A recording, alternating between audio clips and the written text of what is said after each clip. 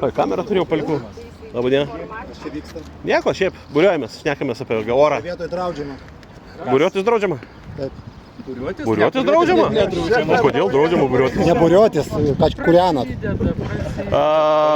Pagal Vilniaus miesto savivaldybės taisyklės, kūrenti galima 6 metrus nuo pastatų. Jūs tikriausiai susipažinę su įstatymais, taip? Labai gerai. Tai kiek čia yra metrų? Aš neskaičiuoju. Tai va, čia yra mažiausiai 10 metrų. Draudžiama, nes tai kelia pavojų visuomenį. Kam? Kelia pavojų visuomenį. Normais, pasakykit. O šašlyką kelia pavojų visuomenį. Ta prasme, jeigu mes kepam dešreles. Konkrečiai pasakėt draudžiama, pasakykit. O Norma teisinė. Ar tik tai taip iš lempos? Iš lempos draudžiama, taip? žiūrėkit, atsiprašau, aš noriu klausimėlį. Tai jeigu šašlykų negalima kepti, o dešreles galima? Negalima irgi. O tai ką daryti, jeigu valgyti nori, kaip tik pietus? Yra kavinės, prašom. Ne, nu tai brangu kavinėse. Dabar šiais laikais. Kaip mes visi matėme, Antakalnio pliaže yra įrengtos šašlykinės.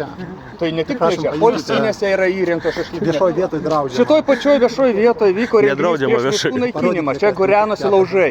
Nekepam, neturim dešrelių. Neturim dešrelių. Prašom, Sausio 13 dieną Gedimino prospekte degė 14 laužų. Čionai liepsnojo milžiniški laužai iki tol, kol išdegė iki pelenų. Aš visą tą filmavau gyvai. Iš kur jūs sugalvojate, kad negali kažkas degti?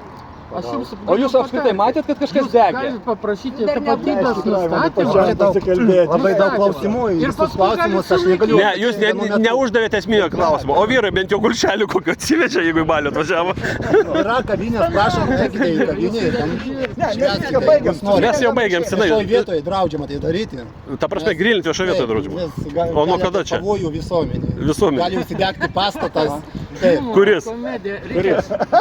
Prieš gaisrinis atstumas yra 6 metrai. Pastatas gali užsidegti. Tai yra nesaugu ir man, ir jums. Dėl jūsų saugumo taip pat. Prašom, Gerai. paimkite savo- Pasakėt, šašlykų nekepsim. Susitarėm. Viskas. Sutinkam. Raskevičiaus kažkas pranešė.